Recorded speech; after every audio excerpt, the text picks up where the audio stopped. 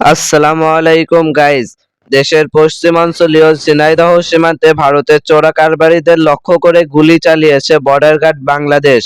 সীমান্তে পূর্বের মতো শক্তিশালী অবস্থানে থাকবে বর্ডার গার্ড বাংলাদেশ। বিগত 17 বছরে বর্ডার গার্ড বাংলাদেশ সীমান্তে তেমন কোনো ভূমিকা পালন করতে পারেনি, কারণ ক্ষমতায় থাকার জন্য সীমান্তে নীরব ছিল শেখ হাসিনা সরকার।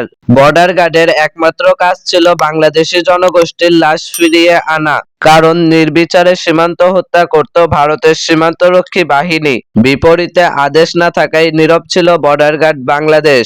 তবে দক্ষতা এবং পেশাদারিত্বে বাংলাদেশ বর্ডার গার্ড ভারতের সীমান্তরক্ষী বাহিনী থেকে অনেক এগিয়ে। গত 17 বছরে উভয় বাহিনীর মাঝে একটি লড়াই হয়েছিল, সেখানে এগিয়ে রয়েছে বাংলাদেশ। নতুন সরকার ক্ষমতায় এসেই কঠোর পদক্ষেপ নিয়েছে।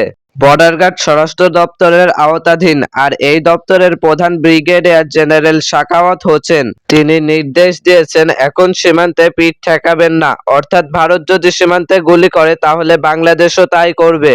তিনি গত 13ই আগস্ট 2024 সালে এই ঘোষণা দিয়েছেন।